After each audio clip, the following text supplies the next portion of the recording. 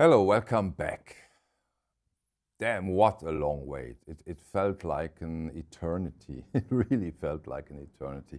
But finally, they are there. They are here. Jimi Hendrix, Access Bold as Love.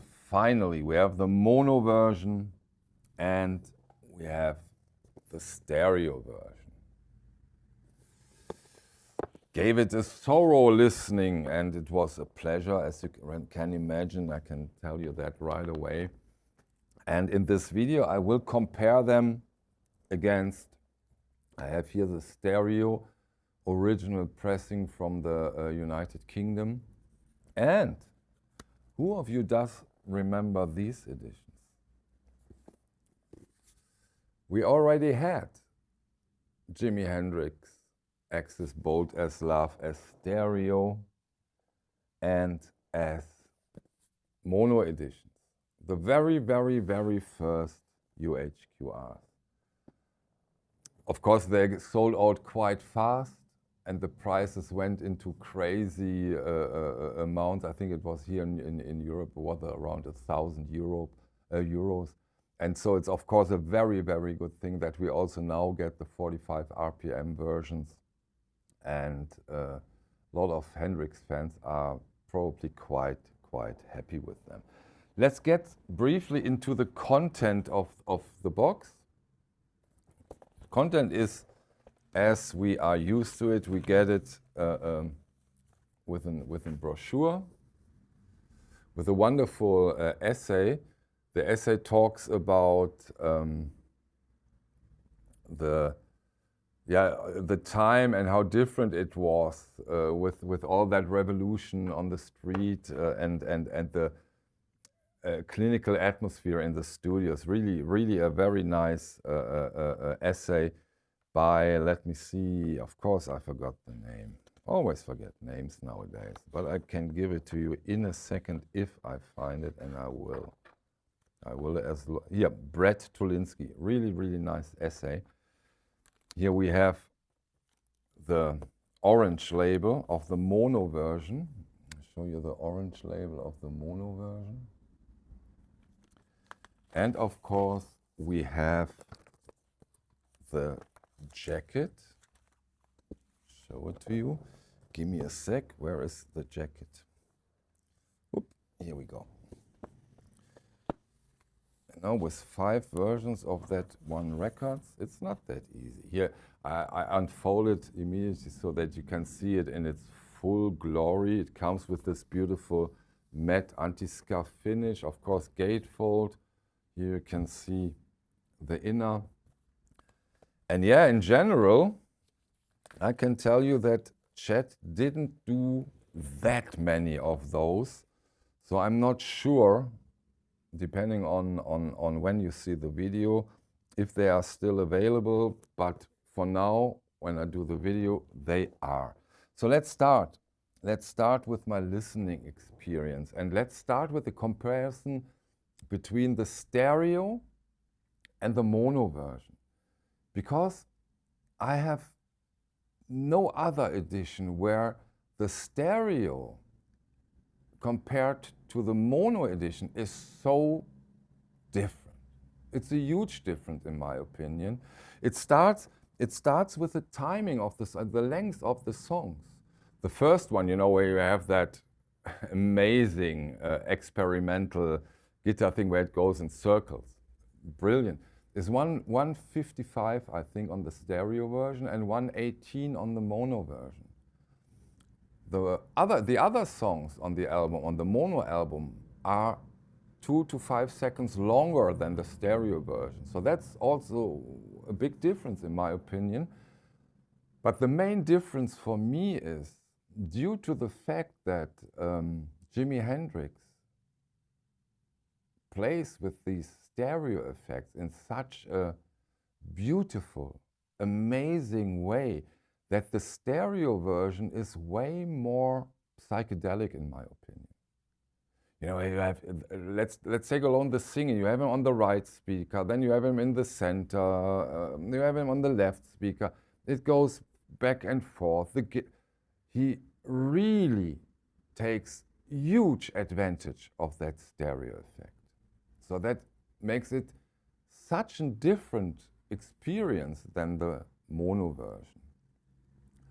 That being said, of course, let's get into how does the stereo version sound overall. I give you one name, Bernie Grundman. He did the mastering. I give you a second name, Michael Fremmer. He gave it an 11 out of 10 when it comes to the sound, if I remember correctly. And yeah, it sounds unbelievable. It has dynamics, it has punch, it has attack, it has a sound stage not from this world. This was so impressive, so impressive. I for sure didn't expect it in this way. It was brilliant. Even, you know, I compared it to the 33 also, and of course the 45 RPM usually is better than the 33, but in this case it's so much better. I know you have to stand up a little bit more, but hey, come on, we're still alive, aren't we? And we get so much from that format. If you want to have the best, that's wow, really, really, really, really great sounding record. It's a pleasure. Amazing. So this 11 out of 10, I can second that. That's totally true. Unexpected good, unexpectedly good. So I compared it to this Vinyl Room copy of the British original from 1967. I show you the label too. It's different. You have that black track record label here. You can see that. So. And yeah, you know, it's always difficult because the original is the original is the original, and it will of course always be the original. There can only be one. Main difference between the original and the, I'm talking stereo here because I do not have the mono original. Main difference, dynamics and punch.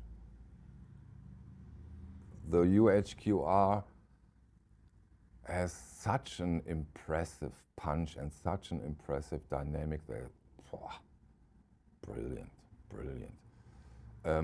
Of course, the original has this flair. It has this vintage sound. Doesn't fit it, I know, but I hope you get what I mean. You cannot copy that. You cannot copy that touch. That always will be, for me, the main argument for an original. But sound-wise, the UHQR is a killer. Is a killer. Wonderful, wonderful. The mono edition. I already talked a bit about the mono edition in a way when I said that the 45 RPM is more psychedelic. Mono edition is right to the face. What I always hope for when it comes to a mono edition. It's the calmer version. It's the more accessible version in a way, because you don't have that psychedelic fooling and playing around. I love it, but it can also be distracting you from the music in a way. And so I think that we have both versions makes total sense in this way, because as I said at the beginning, I haven't seen or I haven't listened to a record where I have the mono and the stereo edition where the difference is that big. Again, it sounds amazing. It's the more right to the face version, but of course you don't have that huge sound stage. You don't have, as you can imagine, we are talking mono here, right? So two very, very different records. Although they are the same record, this is the most striking fact when it comes to these releases. And yeah, luckily, I don't know when you watch the video, that might be different depending on when you watch the video. They are available again now, and good luck. Have a lot of fun listening to them. They are totally amazing, and I totally hope that Chad will be able to get more Hendrix albums for the UHQR series, because I think he's an unbelievable artist of its time, one of the greatest musicians of the 20th century. Brilliant. For my part, I want to have more Hendrix. And these two releases, the stereo release and the mono release, is the best example why it makes sense to have more Jimi Hendrix.